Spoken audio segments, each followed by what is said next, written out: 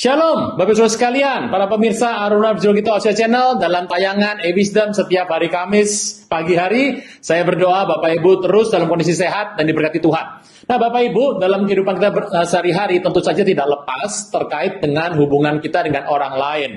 Ada banyak keluarga, ada keluarga muda, juga ada orang tua yang sudah punya anak mulai dewasa, sering bertanya terkait dengan bagaimana kehidupan mencari pasangan. Baik keluarga muda, tentu saja bagaimana untuk, Pak, anak itu kenapa seringkali ada orang punya anak 3 bisa beda karakter semua? Kenapa ada anak yang ilahi, kenapa ada anak yang sepertinya nakal sekali? Bapak Ibu, pada tahun-tahun yang lampau, saya mencari beberapa tayangan lalu, saya menemukan bahwa ada sebuah khotbah yang pernah direkam jauh sekali, mungkin sekitar hampir 15-16 tahun yang lalu, yang terkait dengan bagaimana mencari pasangan hidup. Nanti seri keduanya adalah bagaimana kiat untuk melahirkan anak-anak yang ilahi. Nah, saudara Tuhan, dalam seri tayangan audio saja, ini akan berlangsung mungkin sekitar 2 seri. Seri pertama tentang mencari pasangan hidup, yang kedua terkait dengan bagaimana melahirkan keturunan yang ilahi. Bapak Ibu, tentu saja saya percaya ini menjadi masukan untuk kerohanian kita. Tidak akan bisa menjawab semua pertanyaan yang ada karena kita butuh interaktif untuk itu. Tapi saya berdoa Bapak Ibu, tayangan ini bisa memberikan sebuah paradigma, pola pikir, perspektif yang berbeda sehingga kita boleh berlandaskan firman Tuhan dalam kehidupan kita sehari-hari. Bapak Ibu, selamat menikmati tayangan yang ada. Saya berdoa biarlah kebaikan Tuhan menyertai Bapak Saudara sekalian dalam setiap aspek, terutama terkait dengan bagaimana memulai sebuah keluarga, pasangan hidup bagi yang belum punya pasangan, juga bagaimana Bapak Ibu Tuhan berkati keturunan yang ilahi sehingga tetap keluarga yang mencintai Tuhan terus ada dalam kehidupan Anda sekalian. Tuhan Yesus memberkati berlimpah-limpah sekarang sampai selamanya. Haleluya.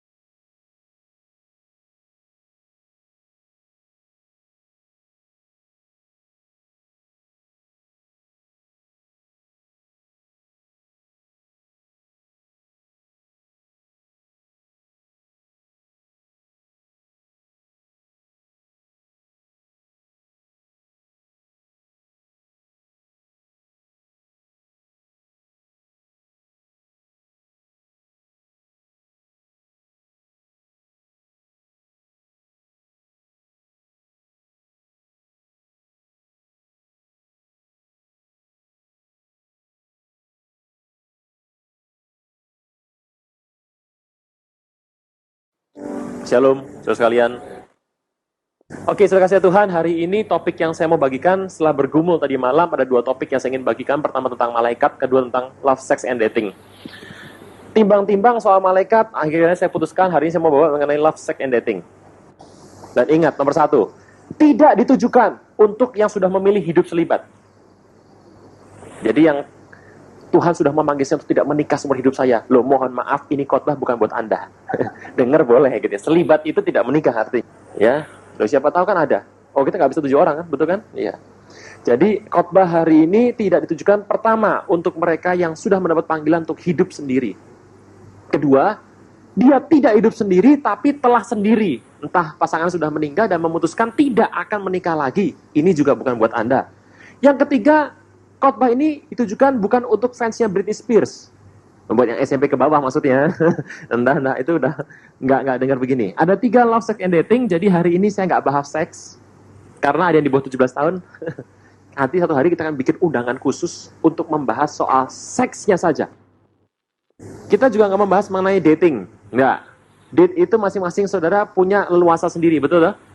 Setelah pulang dari sini nanti mau ke kafe kek, mau ke Grogol, mau makan di ikan Manado, bebas. Kita nggak bahas soal date. Kita mau membahas bagaimana love. Itu saja. Saya dapatkan 4 bulan sebelum saya menikah, dan kemudian ini menjadi satu bahan yang cukup untuk diseminarkan 1,5 bulan setelah saya menikah. Jadi saya melewati hari-hari itu. Kita buka sebentar, pertanyaannya adalah begini, sebelum kita mulai. Satu rahasia yang paling besar adalah perkawinan. Karena apa? Paulus katakan, rahasia ini besar. Hubungan pria dan wanita itu seperti hubungan Kristus dengan jemaatnya. Suami istri seperti Kristus dengan jemaat. Nah, kalau jadi suami istri itu harus dimulai dengan hubungan pria dan wanita. Tuhan menyediakan satu awal penciptaan itu ditentukan ada 2 jenis bentuk manusia. Satu pria, satu wanita. Nah, beda antara pria sama wanita menurut dunia sekuler, kaum feminisme itu mengatakan bahwa yang pertama adalah beda pria sama wanita. Wanita itu adalah dia mengandung, dia itu mens, dan dia melahirkan. Selebihnya pria sama wanita itu sama. Itu kata orang feminisme. Jadi mengatakan bahwa tidak boleh katanya kalau pengkhotbah harus pria. Tidak boleh. Beda pria sama wanita cuma 3 katanya. Melahirkan, mens, hamil, dan 4, menyusui. Menyusui sekarang udah enggak. Ada kaleng dah, betul? Ya toh? 3. Jadi menurut feminisme, apa yang pria bisa buat, wanita bisa buat, kecuali 3 hal ini. Pertanyaannya, apakah itu betul? Secara tampak lahiriah nggak jadi masalah. Nah, kita mau lihat, sebetulnya bagi pria itu Tuhan sudah menetapkan perintah-perintah khusus, bagi wanita perintah-perintah khusus. Dan ini nggak bisa Anda masuk untuk intervensi. Banyak orang tidak tahu, dia berusaha untuk melakukan, ini perintah Tuhan, saya harus lakukan. Ada perintah buat pria, ada perintah buat wanita. Tolong yang pria jangan melakukan yang wanita, jangan sebaliknya. Ada bapak ibu berantem dan bertanya, wih suami saya begini. Atau konseling saya bilang begini, Pak, saya mau bagikan satu ayat untuk menjelaskan mengenai konseling ini. Saya bukakan dari satu kitab Tuhan dan berkata bahwa, hai suami-suami, kasihlah istrimu. Wah, istrinya begini, no, lu denger lu. Saya bilang, ibu, ayat ini untuk bapak, bukan buat ibu. Kecuali ibu mau tumbuh kumis, ibu boleh. Saya bilang. Jadi ada ayat untuk pria, ada ayat untuk wanita. Sepertinya mix, tapi tidak. Nah, coba kita lihat.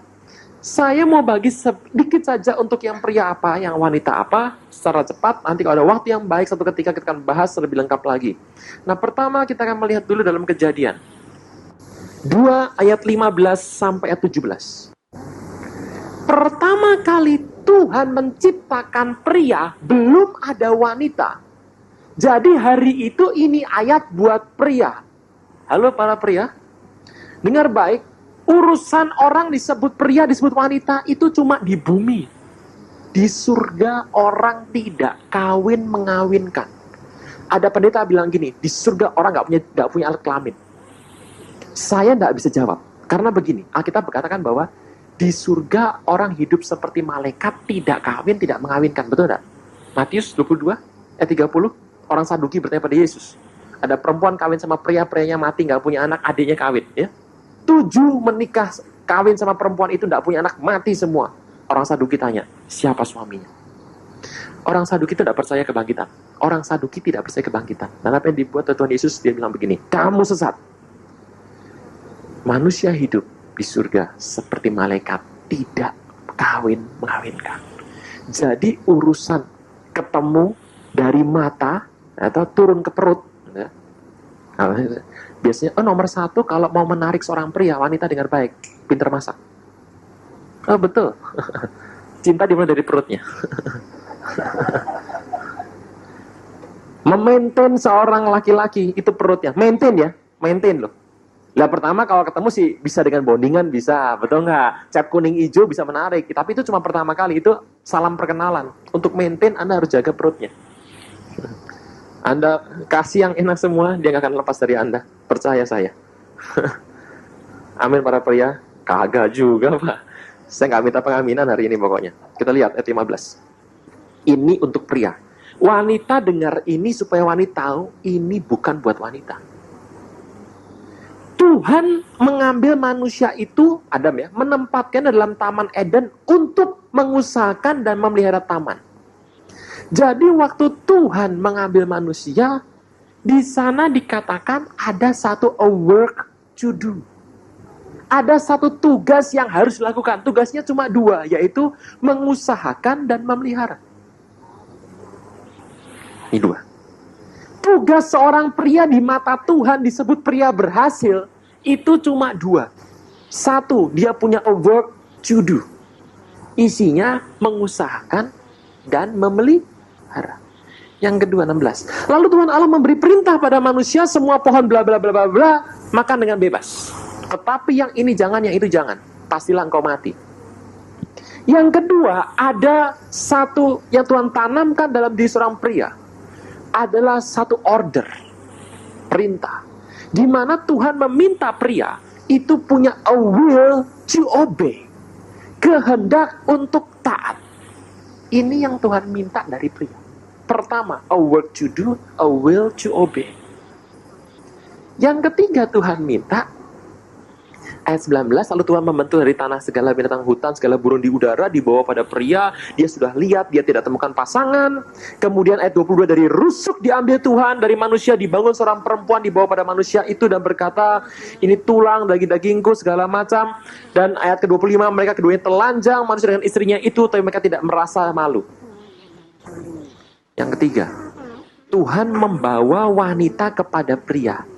Yang ketiga ada the beauty to protect. Cuma tiga. Yang pertama adalah a work to do, a will to obey, dan a beauty to protect. Tiga. Itu adalah kepada pria.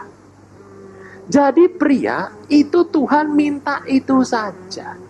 Untuk bisa mendapatkan wanita diberikan dua perintah, a work to do, a will to obey, supaya wanitanya itu kekal bersama dengan dia, nempel sama dia dan bersama dengan dia kekal. Itu dia diberi perintah baru namanya a beauty to protect. Nah, saya tahu bahwa masalah dari mayoritas yang hadir di tempat ini adalah bukan untuk memaintain, tapi untuk mencari, betul? Ada sini yang belum punya. Saya Pak belum punya. Jadi jangan bicara maintain dulu Pak, bicara punya dulu. Nomor satu kita mau bicara bagaimana menemukan. Yang sudah ketemu maaf loh, saya nggak minta Anda kemudian untuk untuk mendam out Anda punya pasangan. Wah kamu nggak cocok yang diomongkan. Ini kesempatan. Ini sudah nggak lama nggak beres. No. Pokoknya hari ini Anda dengarkan. Selanjutnya terserah Anda mau diapakan. Dua. A work to do, a will to obey. Nah kita lihat dalam Amsal 18. Pokok utama ayat kita hari adalah Amsal ke-18 ayat ke-22. Ini pokok bahasan yang paling utama, sering kita dengar tapi kita mungkin lupa. Siapa mendapat istri, mendapat sesuatu yang baik, dan ia dikenan Tuhan. Saya ambil satu bahasan, siapa mendapat istri, berarti ini pria atau wanita? Pria. Mendapat a good thing. Good thing, sesuatu yang baik. Jadi hari itu ditulis, wanita itu dipersamakan dengan sesuatu thing. Saya nggak bicara mengenai kesopanan untuk ladies first ya, ladies first enggak, di Alkitab man first, pria duluan. Wanita di Alkitab itu dianggap sebagai sesuatu thing. Maaf loh ya, maaf, saya ulang lagi nih ya. Alkitab ditulis itu mengatakan bahwa wanita itu disimbolkan dengan thing, sesuatu. Kalau orang mendapat istri, dia artinya mendapat sesuatu yang baik dan dikenan Tuhan. Tuhan suka padanya. Tuhan sayang kepadanya. Ini kata-kata satu kalimat ini bicara mengenai pemberian reward. Ya apa tidak? Ya, pelan-pelan ya. Saya berikan pengertiannya dulu. Jangan tunda menerima Yesus. Hanya Yesus yang sanggup melepaskan Anda dari kesalahan dan dosa. Selalu ada waktu bagi Dia, tetapi tidak selalu ada waktu bagi Anda. Mari, ikuti saya mengucapkan doa berikut dengan yakin. Tuhan Yesus, ampuni semua kesalahan dan dosaku.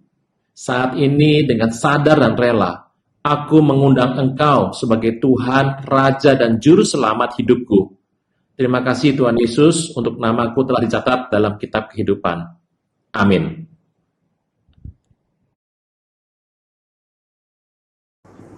Siapa mendapat istri itu mendapat sesuatu yang baik. Ini bahasanya harus diganti nih. Ia dikenan Tuhan. Artinya begini, karena dia dikenan Tuhan, dia diberikan seorang pendamping. Yang berupa pendamping itu di mata Tuhan adalah sesuatu yang baik. A good thing as a reward. Good thing. Jadi wanita itu sebetulnya statusnya adalah hadiah. Sedangkan pria di sana sebagai adalah orang yang terima hadiah. Pertanyaannya, kenapa dia terima hadiah? Karena dia sudah melakukan sesuatu yang menyenangkan, yang memperkenan hati Tuhan. Tuhan menyuruh sesuatu kepada pria, prianya melakukan, hati Tuhan senang, Tuhan memberikan seorang istri wanita sebagai hadiah. Kalau Anda tidak percaya bagaimana cara Tuhan memandang itu, kita buka dalam Daud, kisah Daud. Waktu Daud hidup berzina dengan Batsheba, satu ketika Nathan negur Daud. Apa dikatakan oleh Tuhan? Mari kita lihat dalam Samuel. Tuhan malah bilang gini dalam Samuel, Daud, semua wanita ku berikan kepadamu. Kalau kurang, ngomong sama aku. Jangan bikin malu dong. Nah, saya kaget banget waktu baca begitu. Kita buka dalam kedua Samuel 12 ayat ayat ke-7. Simak ini ya. Bagaimana cara pandang Tuhan kepada Daud hari itu. Kemudian berkatalah Nathan kepada Daud, engkaulah orang itu, begini firman Tuhan Allah Israel. Ini Tuhan yang ngomong nih ya, via Nathan. Akulah yang mengurapi engkau jadi raja atas Israel. Aku yang melepaskan engkau dari tangan Saul. Telah ku berikan isi rumah Tuhanmu kepadamu. Dan istri-istri Tuhanmu dalam pangkuanmu. Aku memberikan kepadamu kaum Israel Yehuda. Seandainya belum cukup, tak tambah lagi. Anda jangan bilang gini, wah kalau gitu kita giat buat Tuhan. Supaya apa? Ditambahi hadiahnya. Simak ya. Kenapa istri-istri ditambahkan kepada Daud? Kenapa? Jawabannya mudah. Karena Daud memperkenan hati Tuhan, sama Tuhan dihadiahkan. Wanita dengar saya. Ini banyak orang bilang gini, saya ini kelas tinggi, mantap. Kalau yang begitu nggak level. Saya maunya gini toh, yang pendeta, jago khotbah, jago ngajar, jago solider, bisa main musik. Wah, rohani, anak orang kaya, anak tunggal lagi. Tuhan bilang gini, gua tampung doa lu. Tampung saja sudah mau diapakan. Banyak orang menganggap diri seperti itu. Wanita dengar baik. Kenapa kita mungkin sulit? Jawabannya mudah. Siapa yang mengajar kita semua? Bukan saya, para wanita. Bahwa Anda itu punya harga di situ. Tuhan bilang Anda hadiah. Dan pria dengar baik. Anda dapat hadiah. Untuk bisa keturunan ilahi, Maleaki berkata, tujuan pernikahan adalah menghasilkan keturunan ilahi. Itu tujuan orang menikah, satu itu toh. Apa tujuan menikah? Untuk supaya warisan nggak pindah kemana-mana. Wow. Tujuan pernikahan cuma satu. Untuk meneruskan keturunan. Berarti yang terima hadiah harus bekerja sama yang hadiahnya toh. Iya. Wah, pokoknya yang penting saya mantap. Suami saya si memble enggak apa-apa. Nanti anak ambil gen saya. Wis enggak bisa. Mari kita lihat bahkan pria. Kalau seorang wanita punya anak pria, menurut penelitian pada tahun 97 di Chicago, dikatakan, kalau seorang wanita punya anak pria, maka gen intelijensianya murni turun dari ibu. Tuh, bapak tidak ikut-ikut. Gen intelijensia. Jadi bakat pinternya. Ya urusan nanti tiap hari kumpul sama preman jadi bodoh urusan belakangan. Yang penting bakatnya dulu ya. Itu turun murni hanya dari ibu. Bapak tidak ikut-ikut. Tapi kalau anak perempuan, bapak ibu sama-sama kerja memberikan gen. Saya tuh baca kaget-kaget. Jadi betul juga pepatah mengatakan, kalau mau tahu pria itu gimana, hebat apa enggak, lihat ibunya dulu. Waduh, gennya dari ibu. Itu menurut penelitian sekular. Saya lanjutkan. Berarti di sini pria itu memiliki tugas. Kalau tugasnya selesai, misalnya begini, diberi tugas 10, selesai tugasnya, maka Tuhan akan mencarikan hadiah yang cocok dengan 10. Betul enggak? Saya ulang ya. Saya kasih tugas 10, kalau dia berhasil dengan tugas 10 itu, saya carikan hadiah yang levelnya 10. Tangkap ini. Pria, dengar dulu pria. Kalau Anda menyelesaikan levelnya 5, hadiah Anda levelnya 10, hadiahnya 10. Pria, dengar ya. Saya ganti yang balik yang wanita. Kalau Anda terus ikut Tuhan sungguh-sungguh, sama Tuhan dekat, sama Tuhan mau sungguh-sungguh dan mau intim sama Tuhan, sampai Anda memiliki karunia dan buah roh yang banyak, Anda berarti sudah menaikkan grade hadiah Anda. Kalau Anda itu hadiah permen, cocoknya cuma dapat pria yang anak kecil. Tapi kalau Anda jam tangan Alba, cocoknya buat manajer tingkat pertama. Kalau Anda adalah Rolex, yang bisa pakai Anda adalah top management. Nangkep gitu ya? Jangan aneh, kenapa? Seperti pungguk perindukan bulan. Itu ganteng. Aduh, kagak dapat. Lah yang permen kok. Nggak level banget ya. Tuhan itu memberikan orang yang sudah bekerja sungguh-sungguh. Hadiahnya apa Tuhan? Permen. Jadi, nangkap gini ya. Kita lihat dari dua sisi ya. Seorang wanita, kalau Anda mengupgrade diri Anda sampai tingkat level 10, atau level 20, atau level 50, maka yang pantas mendapatkan Anda adalah orang yang punya levelnya top management. Nah, bisa tangkap itu? Tetapi kalau ada seorang pria yang gini, ya pokok alon-alon waton kelakon. Ya tahu, kalau zaman sekarang alon-alon diklakson. Nah, ya coba alon-alon di sini. di Jakarta atau sendiri tuh. Anda alon-alon sama Tuhan, terus bilang gini, Tuhan, bisakah kau berikan Tuhan? Kira-kira ya kalau nggak ada putri Indonesia, ya putri Tebet lah. Kalau Anda pria segini, dikasih Tuhan, ya hadiahnya segitu. Berarti ada dua sisi. Kalau seorang wanita yang tadinya 3, harusnya dapat pria level 5. Tapi wanitanya sama Tuhan terus sungguh-sungguh ngupgrade jadi 7. Saya kasih Tuhan, Anda pantas bersanding dengan pria yang levelnya 8. Kalau Anda pria, Anda cuma 5, Anda cuma bisa dapat wanita 1, 2, 3, 4. Tapi kalau Anda 30, Anda akan dapat wanita yang levelnya 28 atau 27. Jadi di sini adalah dua pihak. Dan Tuhan katakan itu baik. Anda bisa tangkap ini pertama ya, Anda tangkap ya.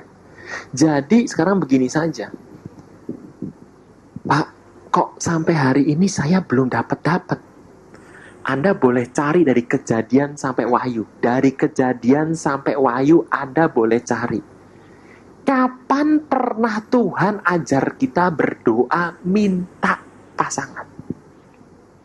Jawabannya, kagak pernah ada. Doa minta jiwa ada? Ada. Untuk pelayanan ada? Oh, ladang rame atau pengerja sedikit ada. Minta kesehatan ada? Ada. Supaya terpelihara roh jiwa tubuh? Ada. Minta hati menyala-nyala ada? Ada. Minta kegerakan ada? Ada. Pertanyaannya, pernah Anda baca ada cara Tuhan mengajar untuk minta pasangan? Berapa kita pernah mendapat pengajaran minta pasangan? Ya toh, mau yang kayak apa? Tinggi, ganteng, rambutnya hijau. Joker ini. Joker Batman. Ya toh? Ya toh? Ya hijau rambutnya. Sudah simak baik. Tuhan tidak pernah. Saya mau tanya, kalau misalnya saya ulang tahun, Anda saya undang datang ke ulang tahun saya yang akan diadakan di rumah saya. Waduh, terima kasih sekali Pak Aruna. We welcome. Wah, with sekampung. Saya bilang, oh iya terima kasih. Tapi maaf Bu, sebentar Bu. Ibu bawa hadiah apa? Anda sebel nggak? Datang nggak? Kagak. Anda punya temen, nanti datangnya makan-makan tuh di restoran sana. Aku ulang tahun nih hari sweet 17, bukan sweet ya. 60 bukan. Pokoknya sweet deh. Teman Anda bilang gini, tapi ngomong-ngomong lu bawa hadiah apa? Anda kesel nggak? Kesel. Pertanyaan saya, etiskah kita meminta hadiah? Orang dunia aja paling pantang minta hadiah, kecuali menikah. Mohon tidak dalam bentuk karangan bunga atau hadiah. Keterlaluan. Ya tapi tidak apa-apa. Ini namanya juga saya nggak minta pengaminan toh. Simak ini. Apakah etis meminta hadiah? Enggak. Bahkan Anda akan merasa terganggu sekali kalau ada orang minta hadiah, betul nggak? Saya mau tanya, minta hadiah sama Tuhan itu kira-kira etis tidak? Minta hadiah sama Tuhan? Alkitab bilang ini, engkau layaknya hamba yang tidak berguna. Hari di mana engkau menyelesaikan bagianmu dan sudah menyelesaikan tuanmu makan, Tuhan mana mengatakan bahwa makanlah engkau. Tuhannya pasti bilang begini, layani aku sampai selesai, bereskan semuanya baru engkau makan. Dan orang akan berkata, Tuhan, akulah hamba tidak berguna. Alkitab tidak pernah mengajar kita minta hadiah. Di Alkitab Tuhan katakan, berilah kami makanan kami yang secukupnya. Jauhkan kami dari semua pencobaan yang jahat. Gitu. Segala berkat. Gitu. Itu di Alkitab ada. Tapi belum pernah Alkitab mengajar kita minta itu yang namanya hadiah. Karena itu tidak etis. Saudara tahu, kenapa banyak orang kesulitan masalah mengenai love? Karena dia suka minta. Ini yang pernah saya buat sejak saya bertobat sampai 2001. Minta hadiah. Sekasihnya Tuhan, coba kita renungkan baik-baik. Waktu Anda meminta hadiah, pertanyaan saya, yang datang kulit durian atau hadiah bagus? Banyak orang meminta hadiah. Alkitab berkata bahwa pasangan diberikan sebagai reward dengan 3. A work to do, a will to obey. Satu lagi nanti, a beauty to protect. Nah, mari kita lihat.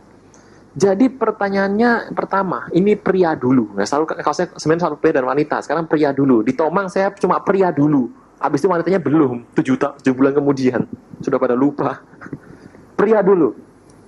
Tangkap bahwa ada perintah kepada kita yang pertama untuk mengusahakan dan untuk memelihara.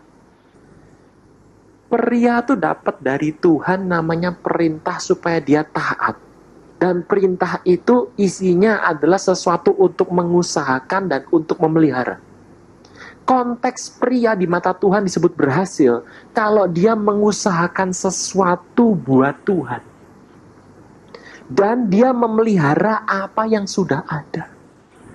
Makanya kita di bumi aja paling sebel sama kalau orang itu bikin perpecahan. Tuhan memberikan kepada pria, apa yang Tuhan sudah buat, you harus maintain. Kamu harus pelihara, dan kamu harus usaha. Makanya coba kalau ada gembala maju ke depan dan bilang begini, saudara-saudara, kita perlu berdoa sungguh-sungguh bahwa kita ini perlu dana 100 juta untuk pembangunan gedung ibadah kita. Mari bapak-bapak, ibu-ibu yang tergerak, mari ikutlah berpikir, ikut dengan doa, dengan segala materi untuk membangun gereja kita. Para bapak-bapak biasanya begini, usaha apa ya gua yang paling mantep ya? Tapi kalau ibu-ibu langsung doa, itu bedanya itu. Makanya kalau tantangan dana, pria nomor 1 langsung mikir. Kalau wanita nangis dulu. Kirim Tuhan, bergerakan. Nah, nanti prianya mikir, oh, kalau aku usaha ini, aku bisa sumbang sama gereja. Dia akan cek, dia tulis 10 juta. Suaminya kasih kepada gembalanya. Istrinya ngeliat itu, nangis lagi istrinya. Nangis lagi. Itu bedanya. Pria itu loh pria. Artinya pria itu make decision. Mengambil satu keputusan. Itu adalah garis kepriaan. Ini bukan garis kewanitaan. Mengambil satu keputusan, mengusahakan sesuatu buat Tuhan dan memelihara. Makanya konteks memelihara keutuhan rumah tangga itu di tangan pria. Bukan di tangan wanita. Konteks memelihara keutuhan rumah tangga itu ada di pria. Siapa memelihara? Pria. Yang membuat supaya keluarga itu aman, tentram, itu pria. Pria seperti ini itu layak mendapatkan hadiah. Yang kedua, dia harus punya konteks yang namanya hasrat untuk taat sama Tuhan. Jadi seperti apakah? Saya nggak bicara, mungkin Anda sudah pernah menikah dan Anda jangan bilang gini, waduh, nggak cocok lagi. Sudah menikah sudah ya. Anda cuma bisa ngupgrade, nggak bisa ganti loh. Barang sudah dibeli nggak bisa dikembalikan loh, ingat. Anda nggak bisa tuh sembarangan pulangin ke daerah jadi bening ke orang tuanya, oh ngawur. Nggak bisa. Anda bisa upgrade. Gitu ya, nggak bisa. Jadi kalau Anda belum dan bebas hari ini, tangkap ini para pria, Anda, ketaatan Anda dan bagaimana Anda mengambil keputusan untuk kerajaan Tuhan, itu yang berharga di mata Tuhan. Pria ngambil keputusan, saya ambil ini, saya melakukan ini buat Tuhan, itu di mata Tuhan hitungannya gede ya. Pria mengatakan, aku tahu ini sulit, tapi aku mau taat sama Tuhan, itu di mata Tuhan gede. Wanita enggak begitu gede. Contoh dia kita bilang gini, kalau ada pria nasar, boleh tarik lagi enggak? Pria ngomong 1 kali. Tapi kalau wanita nasar boleh tarik enggak? Oh, masih boleh. Wanita nasar, oh Tuhan, aku mau begini Tuhan. Waduh, salah. Lapor bapaknya, papi, aku salah ngomong. Papi bisa cabut enggak? Nah, kita bilang papi bisa cabut. Kalau dia sudah bersuami, dia lapor sama suaminya. Pap, cabut dong pap. Suaminya cabut. Cabut nggak? Cabut. Kenapa wanita punya untuk memperbaiki? Jawabannya mudah. Karena wanita banyak bicaranya. Jadi masih ada ininya. Pria hati-hati. Di mata Tuhan. Makanya dikatakan bahwa tudung seorang wanita adalah pria. Keputusan yang diambil seorang pria dengan keputusan diambil oleh wanita di mata Tuhan tuh beda harganya. Anda tangkap ini. Karena apa? Wanita ngambil keputusan. Misalnya gini, aku hidupku, aku mau memberi untuk full time buat Tuhan. Masuk full time. Menikah toh? Nggak harus sama orang full time toh menikahnya. Kita menikah sama pengusaha. Suaminya bilang, Mam, keluar, urus anak yang benar. Udah, mau terus full time? Enggak, kerja, keluar. Jangan begini, sudah ngambil sumpah, balelo. Anggap baik. Wanita itu bisa diubah. Makanya Anda jangan ke wanita, jangan terburu-buru bernasar kencang-kencang. Kalau nggak sama yang ini, gua kagak kawin. Oh, saya punya teman begitu. Kalau nggak sama dia, nggak kawin. Mati prianya. Kawin juga sama orang lain, kurang asem bener kan? Untung wanita ini. Hati-hati, karena gini, Anda masih punya perubahan. Keputusan wanita itu bisa diubah sama prianya. Makanya putuskan. Kalau wanita menikah sama pria yang salah, hidupmu amburadul. Karena apa? Anda nggak punya hak memutuskan lagi. Ini penting. Yang pertama, keputusan yang diambil seorang pria untuk kerajaan Tuhan dengan wanita, itu beda harganya. Bisa tangkap ini? Itu beda harganya. Anda mungkin bilang gini, kok kenapa gitu ya? Tuhan tahu kok. Kenapa Anda diciptakan sebagai pria? Karena Tuhan tahu Anda bisa. Kenapa Anda diciptakan sebagai wanita? Karena Tuhan tahu Anda punya status tersendiri. Sudah itu saja. Jangan saling, gue pengen jadi wanita lebih enak. Gue mesti banyak bicara. Bisa gosip kiri kanan, pulang tinggal papi kuduskan. Teplok, kudus. Jontor lama-lama. Tangkap ini ya. Pertama adalah order bagi pria dan bagi wanita tuh beda. Yang kedua, barang siapa mendapat istri, mendapat sesuatu yang baik. Yakobus 1:17. Setiap pemberian yang baik dan setiap anugerah yang sempurna datangnya diturunkan dari Bapa segala terang, padanya tidak ada perubahan atau bayangan karena pertukaran. Simak ini. Setiap pemberian yang baik dan setiap anugerah sempurna datang dari Bapa. Atas. Pertanyaannya, yang disebut anugerah sempurna yang pernah Anda dapat seumur hidup jadi Kristen itu apa? Yang sempurna apa? Cuma satu, yaitu buku pertama dalam kom kita apa? Nah, itu udah jawab. Kalau yang masih, masa begitu, ikut lagi. Yaitu, ikut lagi. Cuma ada satu. Kematian Kristus di kayu, itu dianugerahkan. Itu tidak perlu ditambahi. Anda nggak perlu begini, aku terima Yesus plus ayam cemani 2 dan kelapa 3 biji, nggak perlu. Sekali Yesus sempurna. Jadi anugerah sempurna cuma ada berapa? 1. Saya mau tanya, emangnya Anda dikasih mobil sama Tuhan sempurna mobil Anda? 20 tahun tabrakan nggak pernah penyok.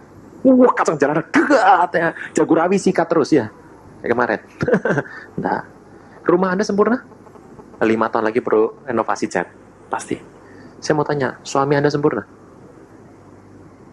Sekarang sih ganteng, keren ototnya. Umur 70 tahun, gelambir semua ototnya. Betul. Setiap anugerah pemberian yang baik, dalam pemberian hadiah, tidak pernah Tuhan memberikan pasangan yang terbaik. Saya ulang ya. Ini yang Tuhan berikan yang terbaik padaku. Salah. Tidak pernah Tuhan memberikan kepada kita pasangan terbaik. Itu tidak pernah ada. Coba lihat. Kalau saya bilang terbaik, itu kan berarti harus diuji, ditandingkan dengan semua orang, betul nggak? Miss Universe itu harus tanding dengan semua wanita. Dan dia menang. Baru dibilang dia terbaik. Kalau Anda punya konsep terbaik, Anda pasti nanti gonta-ganti. Baru jalan di mall, ada yang lebih keker badannya. Wah, yang ini memble, ini lebih oke. Damn, ambil lagi. Nanti setelah 5 tahun, yang tadi keker mulai peot, betul nggak? Dapat lagi. Wah, ini kata terbaik itu selalu ada periodenya. Yang kedua, kalau baik Miss Universe, umur 60 tahun, kira-kira cantik tidak? Umur 80 tahun lah. Biki 34. Cantiknya luar biasa. Ada yang main film? Berat. Kata terbaik itu selalu mengacu pada ada periodenya dan harus ada ditandingkan dengan semua hal. Kalau kita ingin yang terbaik, nanti waktu kita dapatkan pasangan kita akan terus membanding-bandingkannya dengan orang lain. Dan kalau terbukti dia tidak lebih baik dari orang itu, maka Anda mulai mempertanyakan dia terbaik apa bukan. Kenapa banyak orang mulai mempertanyakan, ini orang dari Tuhan apa bukan sih? Karena apa? Karena dia berpikir terbaik dan dia selalu membanding-bandingkan. People change, orang itu berubah. Suatu Anda ketemu dia, wah ini orang paling terbaik yang pernah ada. Setelah Anda melewati masa 4-5 tahun. kok dia mulai berubah ya? Kenapa cara pikirnya berubah ya? Berarti dia bukan yang terbaik buat saya. Terus pikirannya apa? Cari yang baru. Soalnya kasih Tuhan, kata terbaik itu harus punya 2 kriteria. Pertama, ada periodenya dan harus dibanding-bandingkan. Tuhan tidak pernah ngasih yang terbaik sama kita. Dia cuma ngasih yang baik. Titik, udah. Bumi diciptakan, dikatakan bumi itu baik. Baik, udah. Jadilah terang, jadilah gelap. Jadilah siang, jadilah malam. Dan Tuhan katakan hari pertama hari yang baik. Selesai. Diciptakan manusia pria dan wanita. Hari itu hari baik. Sudah. Nggak pernah hari terbaik. Di bawah kolong langit ini tidak ada yang terbaik. Karena semuanya harus habis. Ingat, buku Second Coming, pelajaran ke-7. Saya kasih Tuhan, tangkap ini. Kalau kita terus minta yang terbaik, hati kita nggak akan pernah puas. Kita akan terus mencari dan mencari dan mencari. Akibatnya apa? Kita makin lama makin stres, makin putus asa, frustasi, bingung. Terus jadi begitu ngeliat wanita, wah ini jangan-jangan dia lah, kacau. Begitu ngeliat pria, jangan-jangan dia. Deket-deket, bukan, jangan-jangan dia. Nah ini kok kayak trial and error gitu ya. Coba-coba. Baik, kalau itu baik buat saya, itu relatif. Anda mungkin bilang begini, wah, suaminya jelek gitu kok mau. Loh, buat dia baik kok. Buat Anda sih tidak, buat dia baik. Relatif kata baik. Makanya kalau Anda tahu bahwa pasangan kita itu baik dari Tuhan, kita tidak akan minta terus. Tanggap ini. Yang kedua, yang pertama ada order. Yang kedua itu adalah baik. Yang ketiga, kita buka dalam 1 Korintus. Pak, menikah sama siapa Pak enaknya Pak? 1 Korintus 7 ayat 39. Ada orang bilang gini, wah harus rohaninya biar mantep. Nggak ada di Alkitab. Usianya harus yang pria lebih tua. Anda tahu yang namanya Derek Prince? Dia sama istrinya beda berapa tahun? Wush, nih. Tua istrinya. Bukan begini bulan loh. Bukan. Tahun. Itu nggak ibunya itu. Iya. 1 Korintus 7 ayat 39. Istri ini perintah kata-kata Paulus kepada orang Korintus, orang Kristen ini. Istri terikat sama suami hidup kalau suami telah meninggal sama-sama. Ia bebas untuk dengan yang asal. Anda dapat pasangan dari Tuhan itu nggak usah kriteria macam-macam. Bebas. Yang Anda kehendaki. Jadi jangan menikah karena ketaatan. Menikah itu Anda harus menghendaki. Berjalankah 2 orang bila belum berjanji? Tidak. Jadi jangan begini. Zaman Siti Nurbaya udah gak guna di gereja. Saya dapat dari Tuhan. Kamu kan menikah sama dia. Waduh. Ya kalau pas dapatnya suka, kalau gak suka. Hati-hati. Dalam pernikahan kita tuh bebas menikah dengan siapa saja yang kita kehendaki. Asal cuma satu yang dikunci sama Tuhan. Apa? Orang percaya. Nah, kata percaya ini adalah orang beriman. Orang beriman, iman dari siapa? Dari Tuhan. Itu sebabnya kata dia orang beriman, orang percaya. Tak seorang pun di muka ini dapat meletakkan satu dasar selain Kristus. Itu artinya orang percaya itu harus disiapkan oleh Tuhan. Waktu Hawa diambil dari rusuk Adam, ditarik. Waktu Tuhan membentuk Hawa, pertanyaannya, apakah Adam tahu proses pembentukan Hawa? Tidak tahu. Pokoknya jadi. Pernikahan Kristen itu pernikahan progresif. Artinya begini. Untuk seorang pria mendapatkan hadiah, dia harus mencapai level tertentu. Betul nggak? Nggak ada hadiah gratis. Anda coba bilang begini, pernah ada di iklan, di surat kabar, di radio, di TV itu bohong semuanya. Beli mobil, dapat rumah. Lama-lama beli ember, dapat rumah. Nggak ada cerita. Beli motor dapat helm. Nggak ada beli helm dapat motor. Lupakan. Jangan pernah begitu. Siapa tahu saya beli lotre dapat rumah. Oh, lupakan. Yang namanya hadiah itu selalu lebih kecil dari aslinya. Jadi kalau beli motor dikasih jaket tuh bener. Oh, beli jaket minta motor. Nah, anak Tuhan begitu tuh. Iman. Beli jaket, beli jaket semua. Motor nggak datang. Jaket doang. Datang. Kalau dia mau capai tingkat tertentu, maka setelah disampai tertentu, baru Tuhan akan berikan hadiahnya. Betul nggak? Tapi karena konsepnya dikehendaki, prianya tuh boleh nolak loh. Tuhan, kalau bisa jangan sekarang, aku mau lebih buat Tuhan. Ini keputusan bukan? Gimana Tuhan, baik nggak? Baik, Tuhan bilang, oke jalan terus. Terus naik levelnya 20. Tadi begitu level 10, dia bawa cewek 8. Prianya bilang, no. Dia level 20, Tuhan lihat cewek tadi. Levelnya naik jadi 18, tidak. Kalau naik, dibawa lagi ke pria itu. Prianya putuskan, aku mau terus Tuhan, mohon jangan sekarang. Naik lagi level 30 prianya. Tuhan lihat wanita tadi. Ya, level 18 turun jadi 15. Geser. Tuhan cari yang sudah 28. Tarik, temukan sama pria itu. Pria bilang, Tuhan kalau boleh, setahun lagi. Baik, Tuhan bilang. Terus sama Tuhan, level wanita 40. Tuhan cari wanita yang tadi. Yang tadi 28, melorot tinggal 8. Yang tadi 15, naik jadi 39. Tuhan bawa, kasih. Dia bilang, Tuhan aku mau terus. Tuhan bilang, tidak bisa. Kalau engkau terus, kau jatuh dalam perzinahan. Sudah. Jadi menikahlah mereka. Tangkap itu.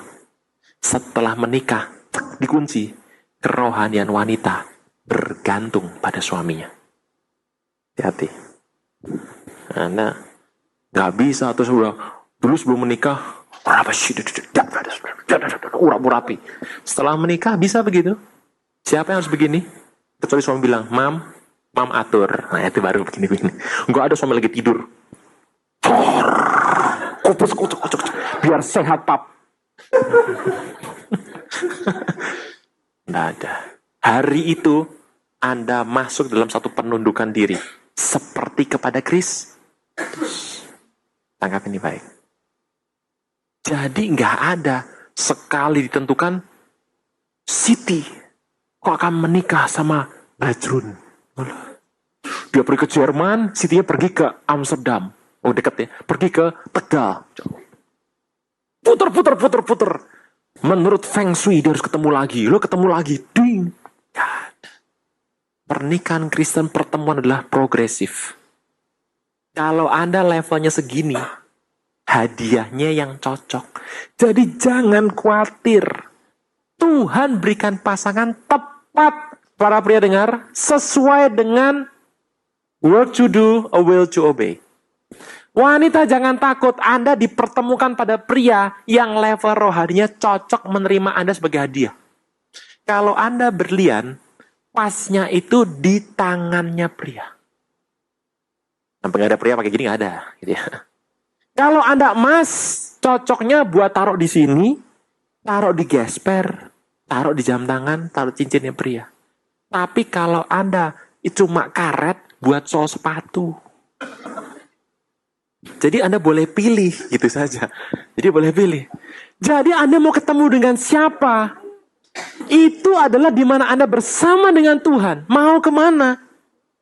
Masih ingat konsep free will saya ajarkan dalam pertemuan kelima amartologi? Free will, masih ingat? Ya toh? Ikut lagi nanti kalau daftar ke Mamart. Ada free will dan Tuhan tidak pernah mematikan free will. Jangan pernah bilang gini, entar Tuhan maksa aku kawin sama si itu, udah bopeng lagi. Culunnya pacarku. No, Tuhan tidak akan paksa Anda menikah, Anda punya free will kok. Dan jangan kaget begini. Nanti Tuhan kalau milikan buat saya, waduh kalau ukurannya kurang kan saya gak suka. Loh, Tuhan tahu Anda suka kayak apa. Apa yang Anda butuhkan Tuhan bentuk orang itu mirip. Jadi para wanita, Anda tuh hadiah yang sedang dipermak oleh Tuhan. Makin Anda taat sama Tuhan permaknya, makin mantep. Cocok dibawa kemana? Entah dibawanya ke istana atau ke warung Tegal. Itu tergantung. Tapi para pria juga begitu. Kalau Anda mau dapatkan hadiah, bukan hadiah warung Tegal, Anda harus kejar. Tuhan temukan. Dan itu baik. Pertama ada order. Kedua, tidak yang terbaik, tapi yang baik. Yang berita adalah Anda bebas kawin dengan siapa. Ada kehendak yang Anda harus mengerti. Dan yang keempat, tidak pakai nubuatan. Contoh. Kalau waktu calon istri saya ulang tahun, pertama kali saya mulai ketemu dengan dia, kan kalau ulang tahun harus ke sana, betul nggak? Supaya menunjukkan perhatian. Anggap misalnya begini, saya nggak begitu, tapi misal begini. Waktu saya datang ke rumah itu ulang tahun, kring! Berarti dia buka, ada apa Tuhan? Noni ada. Ada Tuhan, duduk sebentar. Saya duduk, bawa hadiah, sudah saya semprot pakai minyak nyong-nyong. Duduk, maminya keluar. Arun, bawa hadiah ya? Iya, buat Noni kan ulang tahun hari ini. Oh iya betul, mau makan di mana? Di luar tante. Boleh tante lihat hadiahnya? Boleh nggak? Nggak boleh dong tante, ntar dong sabar. Jadi mertua juga belum. Pembantunya datang. Tuhan saya boleh lihat nggak? Lu lagi. Ya boleh lihat siapa? Si Noni. Saya mau tanya, Tuhan itu suka ngember tidak? Buah bibir plus, bibir doer. Nggak. Kalau Tuhan mau kasih hadiah sama seseorang, yang tahu pertama siapa? Orang itu. Nggak ada cara begini, saya dapat vaksin dari Tuhan. Kamu menikah sama dia.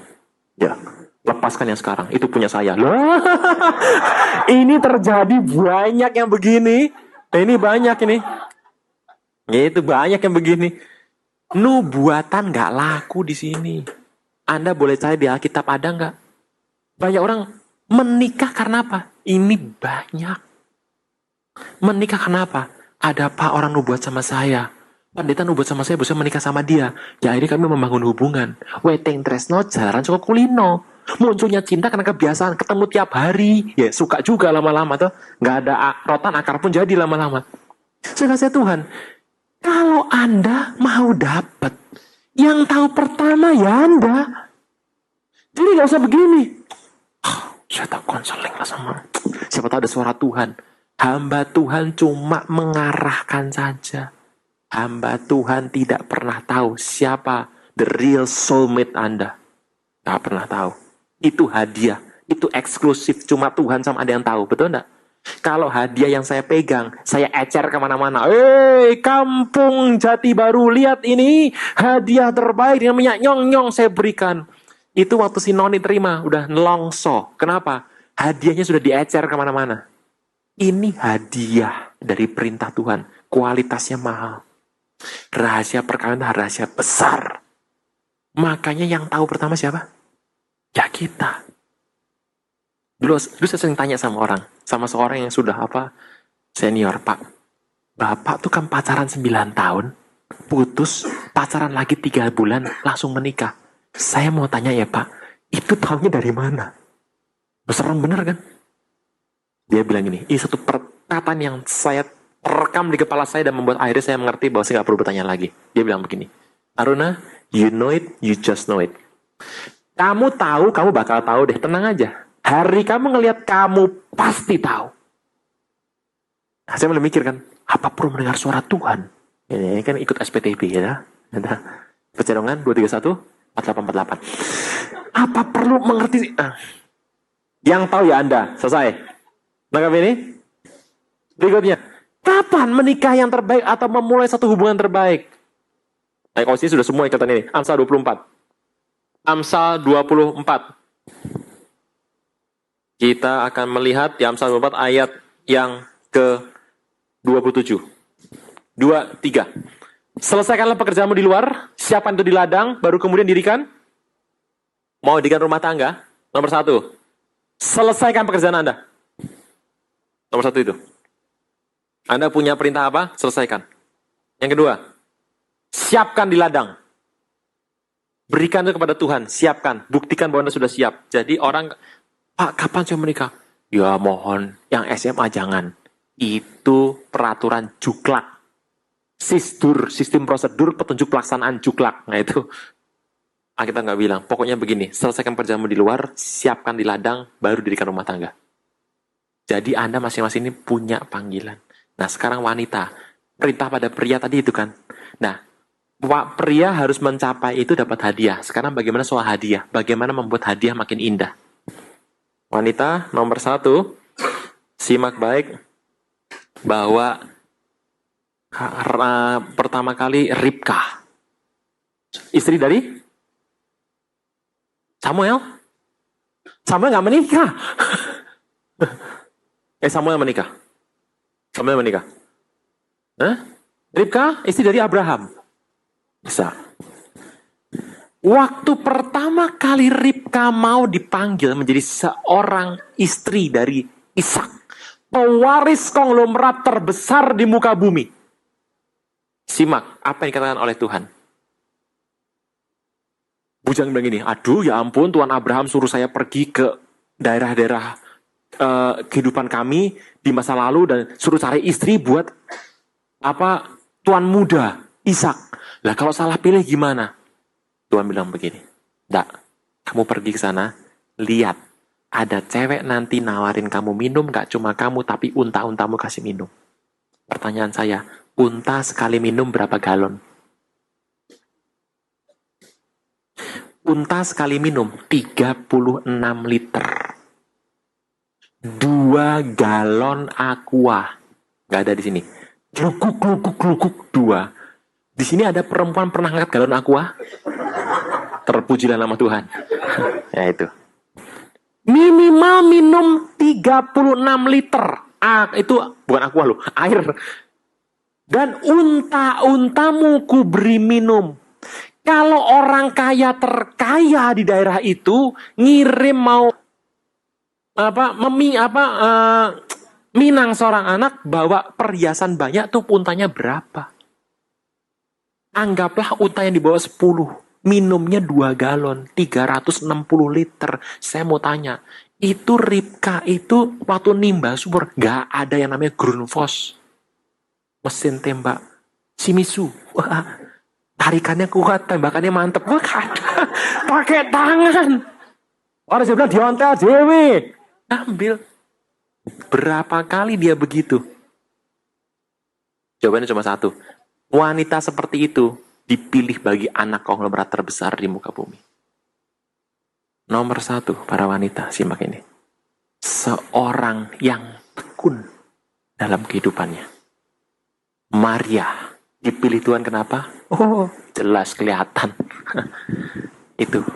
Orang Jawa bilang tidak cuawaan. Apa cuawaan ya? Biang onar. Ya ta. Ya, kalau baju itu si emak lah kayak begitu.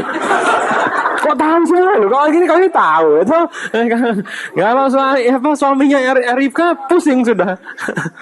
Muncullah nama-nama kudus itu. Daud, Yakub, Samuel semua keluar. Kedua, 1 Petrus 3 ayat 4.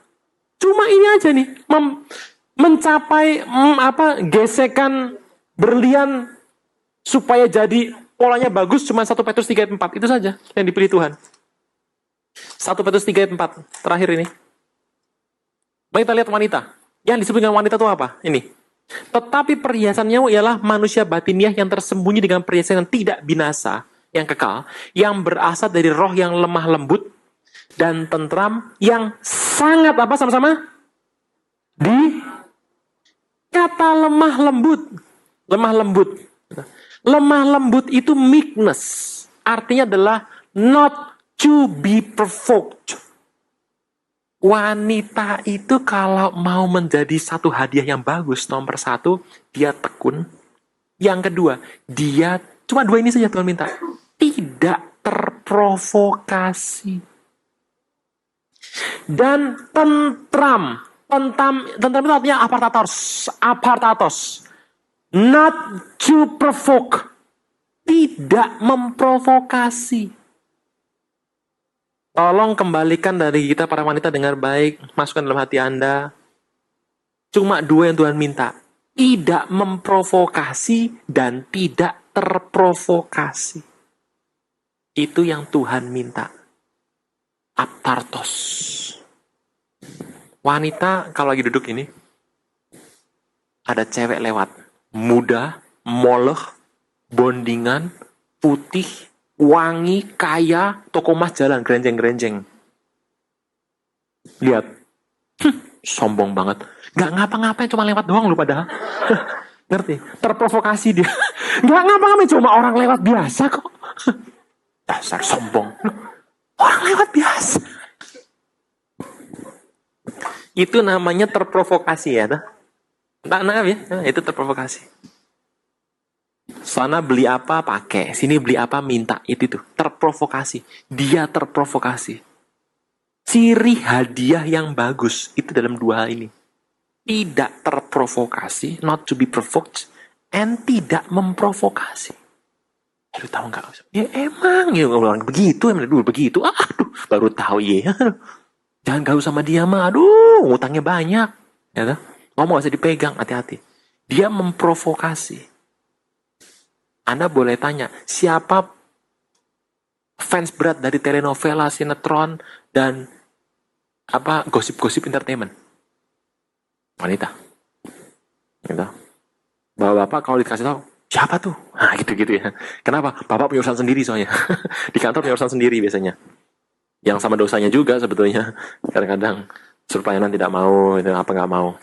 Jadi hadiah, kalau Anda wanita itu mau memperbaiki porsi ini, Anda akan jadi seorang yang berharga di mata Allah. Yang berharga itu hanya diserahkan kepada orang yang berharga, yang bisa maintain. Saya percaya tidak pernah Anda melepaskan yang namanya cincin permata kepada orang yang teledor. Tuhan kalau menyerahkan itu ya kepada orang yang bisa jaga. Makanya kalau wanita ingin mendapatkan seorang jodoh yang baik dari Tuhan, dua hal ini perbaiki. Dan gak perlu tunggu, nanti Tuhan bawa ditemukan dengan pria. Dipertemukan, bukan pria ketemu sama Anda. Anda dipertemukan sama pria. Tapi tolong, Pak, boleh gak wanita tembak duluan, Pak? Nah, kita bilang gini, tanya kepada Ribka, maukah dia? Ribka berkata, aku mau. Propose dari pria, wanita tuh memutuskan. Jangan wanita yang mempropose, pria memutuskan. Nah, ini kebalik. Mungkin sampai sini dulu. Saya ulang. Nah, habis itu tanya jawab tuh. Namanya juga singkat tuh. Namanya juga biasanya dikasih ekstra dulu tuh. Biar minat gitu. Kalau terlalu banyak nanti nek gitu. Makanya kenapa makan di restoran enak? Porsinya kecil? Ya, pertama, ada order berbeda beda. Jangan wanita berusaha, aku mau belajar bagaimana kuat untuk ambil keputusan. Oh ya ampun, itu bukan buat Anda. Itu tugasnya pria. Jadi kalau sudah pacaran, tolong begini. Dek, kita makan di mana, Dek? Ya terserah Mas aja. Udah deh, biar adik mutusin deh. Kita makan RW. Biasakan begini, Mas. Sebaiknya udah pengen RW, betul nggak? Mas, RW ya enak, ya toh. RW bakar ya enak, RW goreng ya enak, RW kuah ya enak, RW tim ya enak, Cah RW juga enak, Pak RW gak enak. Mas yang putuskan. Alternatif boleh diajukan.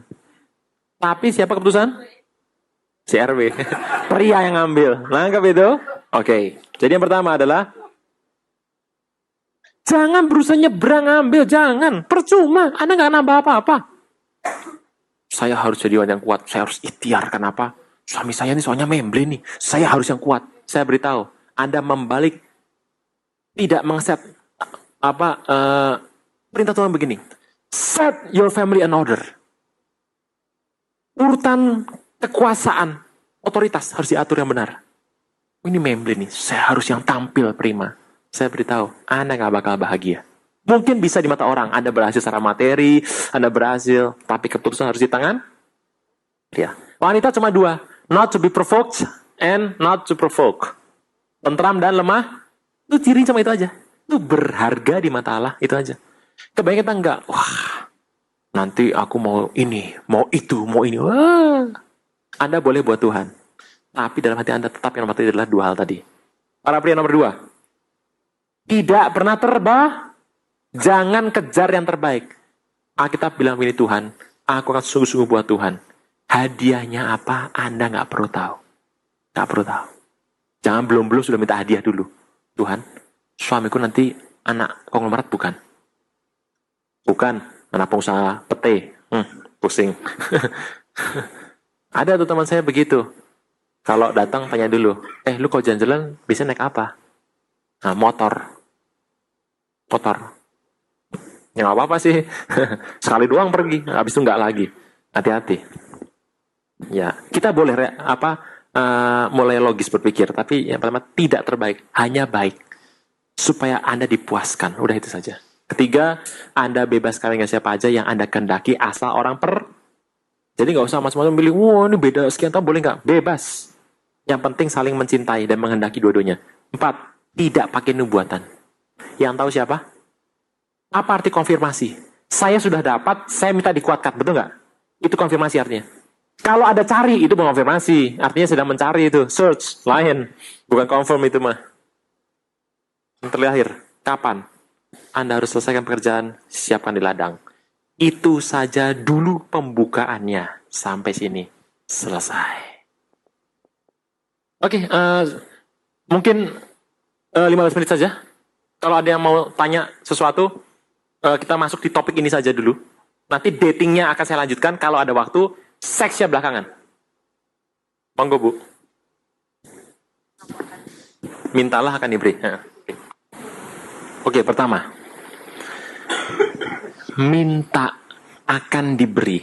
Saya mau tanya, bedakan antara yang utama sama yang imbuhan, tambahan. Yang main sama suplemen, bedakan. Kalau membeli motor, minta sama bapak minta motor, nanti imbuhannya apa? Tidaklah logis meminta imbuhan. Kata meminta itu adalah kata untuk sesuatu yang utama, Bu. Ini tangkapnya Anda, saya udah bilang saya nggak minta pengaminan, Anda tinggal baik-baik. Mintalah padaku. Itu berarti Tuhan sudah pernah menjanjikan. Betul nggak? Jadi dong, kalau nggak ada kita minta, Tuhan, aku ingin jadi seperti Tuhan. Loh, nggak ada di Alkitab kok. Kata minta, Tuhan pernah janjikan, Tuhan minta. Yang dijanjikan itu, kalau kita baca di Alkitab, nggak pernah ada yang namanya soal ini. Waktu kita mengangkat yang namanya hadiah, itu pasti harus ada pendahuluannya, betul nggak? Nggak ada. Kalau minta tuh begini, tiba-tiba bisa diambil. Tapi konsep ini adalah konsep ada yang utama dulu, baru ini datang. Ada kondisionalnya. Ada apa ya namanya? Kondisional tuh syarat. If ini, maka ini. Gitu. If ini ada, if ini, maka ini. Kalau kita kesini langsung, nggak bisa, karena ada kondisionalnya. Karena kalau kata minta, itu bisa kesini. Langsung. Karena di sini nggak ada if-nya, nggak ada conditional if-nya. Ini diminta, itu bisa Tuhan berikan. Tapi kalau ada conditional if, itu nggak bisa. Contoh, engkau adalah kepala bukan ekor, ya toh? Engkau akan semana naik dan akan turun. Sekiranya engkau melakukan perintahku dengan itu berarti yang namanya kepala dan bukan ekor naik dan turun itu di sini. Ininya setia loh. Kita nggak bisa minta ke sana. Mintanya ini. Karena begitu ini dapat, ini nyusul. Sama dengan yang ini tadi. Jiwa, itu ini. Nggak pakai if jiwa. Mintalah jiwa-jiwa. Kalau engkau sedang berapi-api. Oh, nggak ada. Jiwa tuh ini. Itu. Jiwa.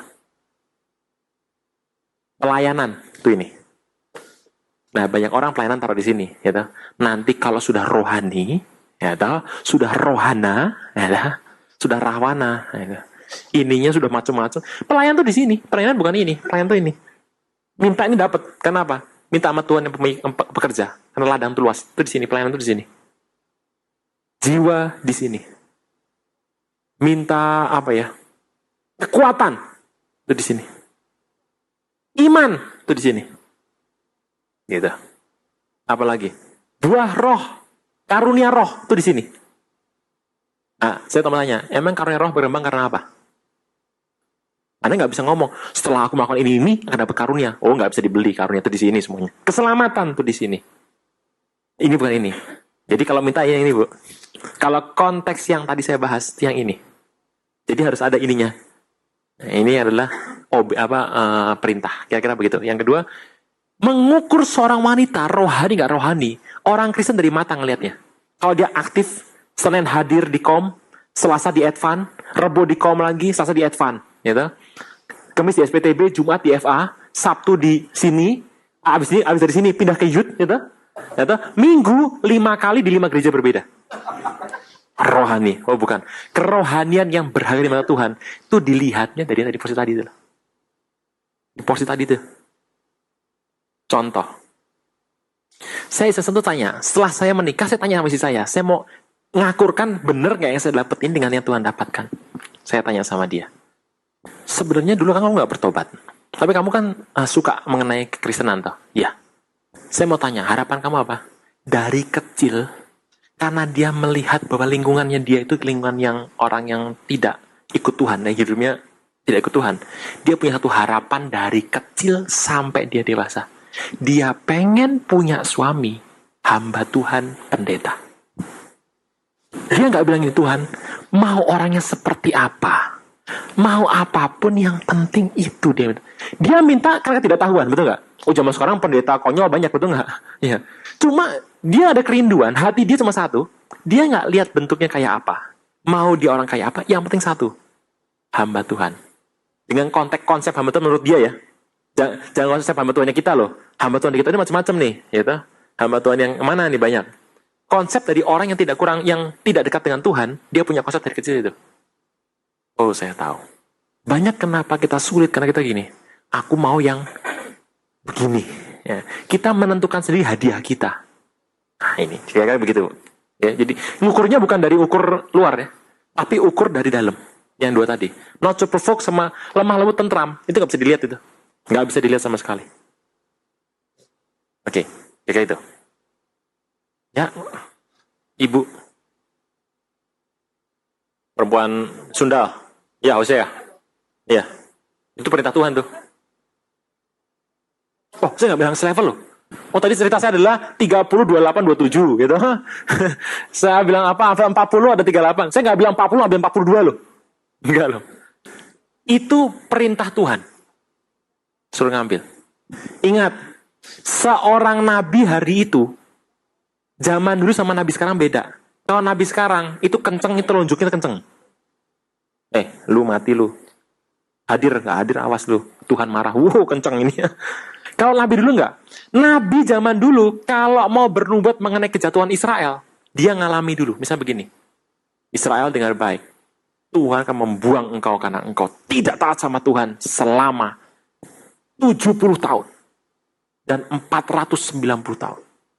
Dah. Tuhan bilang gini, Yeskiel, sini. Sekarang kamu baring di sisi kanan 70, baring sini 490 hari. Sebagai lambang pembuangan. Nabi zaman dulu, itu waktu Nabi Samuel mau negor Saul, itu dia nangis sama Tuhan. Baru negor. Nabi zaman dulu, dia merasakan dulu. Ada tipe nabi seperti itu. Nah, kita belum bahas nih. Nabi yang kalau dia mau ngomong sesuatu, dia sudah ngalami dulu. Jadi kalau dia mau ngomong mengenai seperti engkau akan mengalami sakit bersalin, dia sudah sakit dulu. Gitu.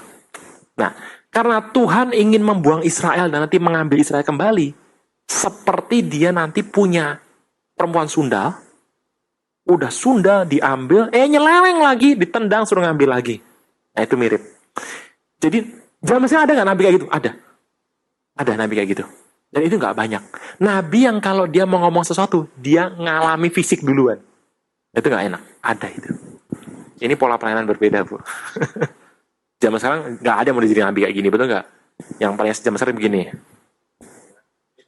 pose paling mantap dari Nabi ya itu. Kalau zaman dulu enggak. Samuel mau tegur Saul, nangis dulu semalam-malaman. Nah itu, ada yang tipenya kayak gitu. Hosea tuh Bu, yang seperti itu. Ya, ada lagi. Anak Tuhan menikah sama orang tidak seiman. Pertanyaan begini, dulu tidak seiman, menikah. Satu bertobat, nggak ada masalah ya. Jangan begini, sudah bertobat, kemudian dengan sadar menikah dengan tidak seiman. Ini hati-hati. Masalahnya apa? Anda sedang mencemarkan benih. Contoh ya, waktu Adam makan buah dosa, langsung semua sel tubuhnya dosa, betul nggak? Termasuk spermanya dia dosa. Waktu Adam melahirkan Set langsung dosa. Waktu dia melahirkan Nuh, Abraham, terus ke bawah, dosa semua. Kenapa? Hari itu mereka ada di sini. Dia cemar. Nah, hari kita ikut Tuhan, barang siapa, karena Tuhan Yesus masuk, dia membuat semuanya bersih. Barang siapa lahir dari Tuhan Yesus, dia bersih. Dia sudah bersih nih. Anda kemudian menikah sama orang tidak seiman. Beda ya, bedakan ya konsepnya ya. Bukan sudah menikah dulu masa kegelapan, terus ini bertobat. Beda ya. Ini sudah bertobat sungguh-sungguh, kemudian memutuskan dengan sehat dan wajar untuk bebas menikah dengan orang tidak seiman. Hari Anda menikah, secara roh sedang mencemarkan tubuh. Gitu ya. Itu bayangkan, berkat itu dua macam. Ada berkat pribadi, ada berkat korporat. Contohnya begini, kalau Anda sudah rumah tangga, doa harus sepakat. Papi, kita mau kijang. Papinya bilang, gue mau kuda. Terenggiling dapatnya. Tahu nggak? Ada berkat yang harus didapatkan karena doanya berdua. Anda bertanya begini, buat apa sih ikut doa? Di rumah juga bisa. Kalau Anda punya visi panggilan Tuhan, Anda doa di rumah boleh. Tapi ada berkat-berkat yang harus diterimanya bersama-sama, doanya harus sama-sama. Itu namanya berkat korporat. Orang yang menikah dengan orang seperti itu, berkat korporatnya bablas, Bu. Apalagi kalau dia wanita, waduh, suaminya bilang, kakak boleh ke gereja. Anda mau bilang apa? Mau nentang? Anda nentang dosa di firman, kagak nentang sakit di hati. Nah ini penting Bu. Makanya itu dibutuhkan doa yang sungguh-sungguh. Bisa lepas nggak bisa? Doa sungguh-sungguh. Tapi sakit itu harga. Ya dibayar gitu aja. Jadi mohon perhatikan baik-baik. Laki-laki akan takut akan Tuhan, istrinya pohon anggur, anaknya pohon zaitun. Jadi kalau laki-laki nggak takut Tuhan, istrinya jengkol. Makanya kalau anak pete itu jelas tuh. Kalau pria itu takut akan Tuhan, istrinya otomatis pohon anggur. Makanya setelah menikah, saya mau beritahu, setelah menikah, Anda wanita itu ada bagian ketergantungannya sama suami. Itu penting. Makanya hati-hati, Anda nggak bebas kayak dulu lagi. Makanya jangan salah pilih kulit durian, betul nggak? Oke, kayak gitu. Ada lagi? Yang simpel-simpel dulu aja. Urusan, Pak, bagaimana mengetahui ya betul adalah jodoh saya? Itu nanti. Ini dulu. Setelah Anda ngerti ini, saya pikir nanti kita akan banyak mengerti banyak hal lagi di firman Tuhan. Ada yang lain? Mungkin? Gampang toh? Prianya cuma ada 2, yang itunya 3. Dan pria kalau mau dapat wanitanya yang bagus, Anda harus punya yang ketiga, namanya beauty to protect. Anda harus belajar untuk memprotek kecantikan, beauty itu. Makin Anda protek makin bagus, berkat Anda makin mantap itu. Itu cara nanti mensukseskan, bukan pemilu, mensukseskan kehidupan pernikahan. Nah itu. Ada beauty to protect. Gampang kok. Untuk melancarkan doa, tinggal sayangi istri. Gampang. Udah menikah, mentok jalan, sayang-sayang aja istrinya. Ini kebuka. Kita bilang apa? Kalau pria nggak sayang sama istri, doanya terhalang. Nah itu. Gampang kok. Buka kuncinya gampang. Tinggal sayang-sayang sama istri. Makanya wanita kalau dapat suami begitu, ngerti begini, nikmat banget tuh nggak? Papi, iya Mam. Nah, memang nggak terhalang suaminya, tapi pakai dosa wanitanya. Kena lagi pasal kesekian. Jungto sekian. Oke, ada lagi? Nggak, kita tutup. Saya kembalikan. Kita doa dulu, kita pakai berdiri supaya dapat jodoh. Oh tidak dong. Ngapain minta hadiah, betul? Nggak etis banget gitu kan? Hadiah diminta. Bapak, kami mengucap syukur, kami membuka hati kami, supaya kami mengerti bahwa dalam rencana Tuhan, Engkau memberikan bagi kami, supaya kami tidak banding-bandingkan dan kami mengerti. Apa yang kami akan capai dengan perintah-Mu, a work to do, a will to obey, Tuhan, para pria. Kami tahu, Tuhan membentuk kami, tujuannya supaya kami disediakan hadiah untuk keturunan ilahi. Dan para wanita, kami juga mengerti, Tuhan, waktu kami mau dibentuk oleh Tuhan, mengenai kelemahan-kelemahan kami tahu satu hal, karena kami menjadikan hadiah yang bermakna dan berharga, supaya kami boleh bertemu dengan orang yang berharga di mata Tuhan, supaya boleh melanjutkan keturunan ilahi juga. Terima kasih Tuhan, meteraikan setiap firman Tuhan. Hamba berdoa untuk setiap umat di tempat ini sedang gundah gulana, sedang bingung, sedang mencari tanpa tujuan. Kami percaya, kami tidak pernah bingung dengan hadiah. Kami tidak pernah bingung dengan semua tambahan-tambahan. Tapi kami memikirkan kerajaan Allah sebagai yang utama, supaya semua ditambahkan pada hidup kami. Berkati kehidupan mereka, pekerjaan rumah tangga, kasih setia, karir, pelayanan, apapun Kau tambah-tambahkan terus, jadikan berhasil Tuhan. Kami percaya dalam tangan-Mu Tuhan.